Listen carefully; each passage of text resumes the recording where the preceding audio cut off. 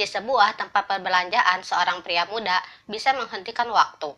Karena kemampuan anehnya itu, dia memanfaatkan gadis cantik yang dia inginkan. Di awal kisah terlihat pria muda bernama Ben yang merupakan mahasiswa seni, di mana saat ini dia sedang galau karena pacarnya yang bernama Suzy memutuskan hubungan dengannya. Hubungan selama 2 tahun itu selesai begitu saja yang membuatnya sangat terpukul.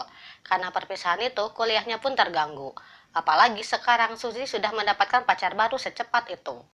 Sementara sahabatnya yang bernama Sam bilang agar dia melupakan mantannya itu. Namun Ben yang tahu bahwa Sam juga tidak baik dalam menjalin hubungan dengan perempuan mengacuhkan nasihatnya.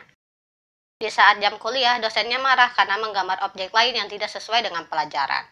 Ben yang tinggal di asrama kampus semakin menderita saat mendengar mahasiswa lain yang sibuk dengan pasangannya. Karena itu, dia mencoba untuk menghubungi Suzy dan memohon untuk kembali bersama dan berulang kali meminta maaf. Namun dengan tegas, Suzy menolak ajakannya. Ben yang tidak bisa tidur membuka foto lamanya bersama Suzy, dan saat dia akan membakarnya, dia mengurungkan niatnya yang menandakan bahwa dia masih mencintainya.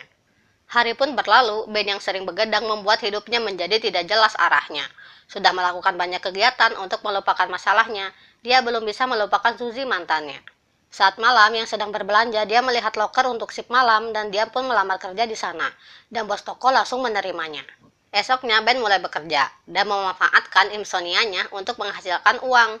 Teman kerjanya yang bernama Sharon menyambutnya dengan hangat sebagai pekerja baru. Suatu malam, Sharon datang terlambat dan si bos menegurnya dan dia kesal saat si bos mulai genit kepadanya. Beberapa hari bekerja, Ben belum bisa bangkit dari terpuruknya dan dia sering melamun. Dan saat bos melihatnya, dia memarahinya agar fokus dalam bekerja. Sementara keanehan juga terlihat pada Sharon yang tidak mau melihat jam agar waktu tidak akan terasa lama saat bekerja. Teman kerjanya yang bernama Barry terpaksa bekerja di sana setelah gagal jadi konten kreator dan dia mempunyai teman yang bernama Matt. Mereka sering bercanda saat bekerja dan di saat itu keduanya menjahili pembeli dengan memasukkan botol sampo berbentuk unik. Dan menebak apakah para perempuan akan membeli setelah melihat bentuknya yang mirip sesuatu. Saat si bos sudah pulang, mereka berbalapan skuter hingga menabrak pembeli. 2 minggu sudah berlalu, dan dia belum bangkit. Ben mulai bosan dengan rutinitas toko dan merasa waktu berputar dengan cepat. Dia pun membayangkan bisa menghentikan waktu dan ajaibnya hal itu benar terjadi. Para pembeli itu tidak bergerak dan membuatnya leluasa memandangi mereka. Ingatan masa kecilnya muncul yang merupakan penyebab awal dia mulai tertarik dengan tubuh wanita. Yang saat itu dia tidak sengaja melihat tetangganya tidak memakai baju, dan melihat keindahan itu Ben bercita-cita bisa menghentikan waktu agar momen itu tidak cepat berlalu. Sekarang karena kemampuannya itu dia bisa berbuat sesuka hatinya pada pembeli wanita cantik yang dia sukai. Sebagai mahasiswa seni, Ben menggunakan kesempatan itu untuk mengabadikannya lewat lukisan. Dan setelah selesai, dia merapikan pakaian mereka semua. Bukan juga itu, dia mengerjai si bos dengan menempatkannya sesuka hati. Kemudian di siang hari, Sam datang untuk menyemangatinya, namun Ben tidak mau membahas mantannya lagi. Mereka adalah sahabat sedari kecil. Saat orang tua mereka tidak ada, mereka melihat majalah orang dewasa, dan Sam bilang tentang gadis bernama Natalie yang mau memperlihatkan kue apemnya dengan membayar sejumlah uang. Dan di toko dia kembali melamun, dia pun dikerjai dengan melorotkan celananya. Dan ada pekerja baru bernama Brian yang memperlihatkan skill kungfunya saat bekerja. Namun saat mereka tertawa, dia memberikan tamparan yang aneh. Akhirnya Ben mulai menyukai Sharon, bahkan berbagi makanan dengannya, dan dia berharap bisa menghentikan waktu selamanya. Di malam yang lain, Ben cemburu di saat Matt bilang dia pernah berpacaran dengan Sharon. Dan dia menjelaskan secara detail kegiatannya bersama Sharon, yang membuat Ben hancur karena gebetannya sudah direbut. Hal itu membuat ingatannya kembali muncul di mana 3 gadis yang dia suka menghancurkan hatinya. Yang pertama adalah seorang atlet wanita yang dia lihat di TV karena dia tidak memakai sepatu saat berlari. Yang kedua adalah gurunya di sekolah yang selalu memakai rok saat mengajar. Dan yang ketiga adalah gadis bernama Tanya yang seumuran dengannya. Di mana saat tangannya terluka, Tanya membuat Ben menyukainya yang membantu tangannya yang gatal. Namun saat gips dilepas, tangan Tanya penuh bulu yang membuat teman-teman lain membulinya. Ben langsung menenangkannya dan mereka pun berpacaran. Aduh bocil-bocil, uang jajan masih minta udah pacaran. Namun saat Tanya meminta ciuman, Ben yang panik menyuruhnya untuk bertemu di esok hari. Karena esok hari libur dan takkan ada orang yang melihat mereka. Namun esoknya Tanya tidak datang ke sana, bahkan sudah pindah sekolah ke negara lain mengikuti pekerjaan orang tuanya.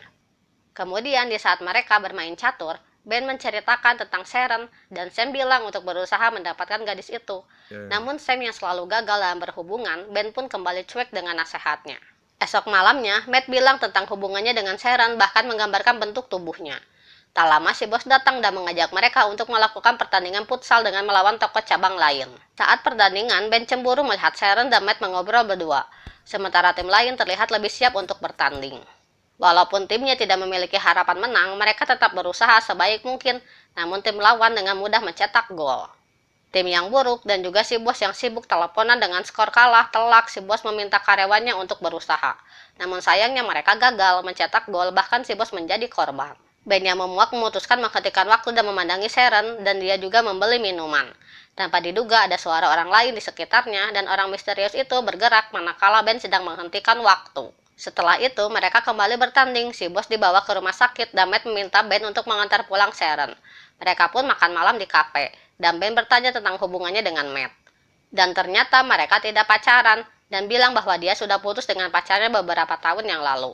Dan akhirnya Ben curhat tentang Suzy yang sudah mencampakannya. Dan mereka semakin akrab dan bilang bahwa dia ingin menjadi pelukis setelah lulus kuliah. Ben pun mengantarkannya dan menemaninya sampai depan pintu apartemen. Esoknya di kondisi yang masih sakit, si bos mengundang mereka ke pesta ulang tahunnya. Namun Ben ditugaskan untuk mencari penari khusus memeriahkan acara.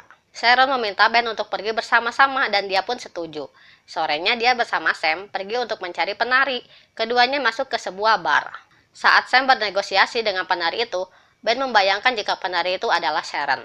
Malamnya Ben menghentikan waktu dan fokus melukis Sharon dalam berbagai sudut. Saat jam pulang, Sharon memastikan tentang pergi bersama ke pesta itu. Tanpa diduga dia menciumnya. Ben bisa tidur nyenyak dan melupakan masalahnya dengan sang mantan. Esoknya dia mendapat kabar dari galeri yang ingin melihat lukisan karyanya. Ben pun antusias dengan undangan itu, tanpa tahu bahwa dirinya sedang dikerjai. Dan sebelum pesta dimulai, semua pekerja toko bersiap untuk acara pesta itu. Ben menjemput Sharon dan mereka tiba di rumahnya. Tanpa diduga, dia melihat Suzy yang datang ke pesta dan ternyata pacar baru Suzy adalah adik dari si bos. Suzy pun menyapanya, namun Ben berusaha untuk tidak terlalu peduli.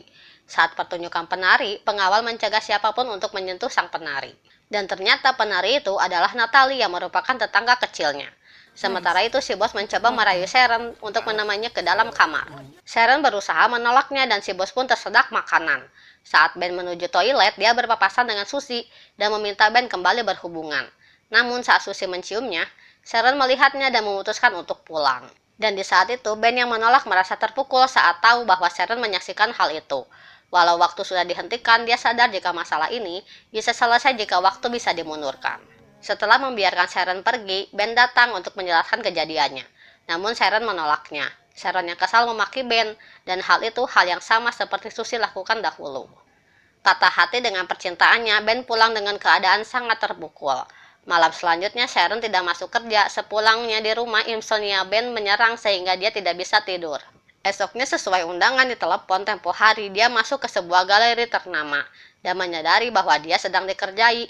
Namun tanpa diduga, pimpinan galeri yang melihat hasil lukisannya dan langsung tertarik untuk mengadakan pameran atas karyanya. Beberapa hari kemudian, Sharon mendapat undangan dari Ben untuk acara pameran lukisan. Dan di malam acara, Ben merasa bahagia mengetahui banyak pecinta lukisan hadir di sana. Bahkan pemilik galeri dari Amerika kagum dengan karyanya hingga mengundangnya untuk pergi ke sana. Saat Sharon datang, dia terpukau dengan lukisan Ben yang objeknya adalah dirinya. Sharon merasa luluh dan senang dengan keberhasilan Ben dan bilang bahwa dirinya sudah pindah pekerjaan. Di kesempatan itu, Ben meminta maaf atas kejadian tempo hari dan menjelaskan kesalahpahaman yang terjadi. Dengan bukti lukisannya, mereka pun berciuman dan waktu bisa berhenti untuk mereka berdua. Ben mengajaknya keluar dan film pun tamat dengan berhentinya salju dan keduanya saling berpelukan.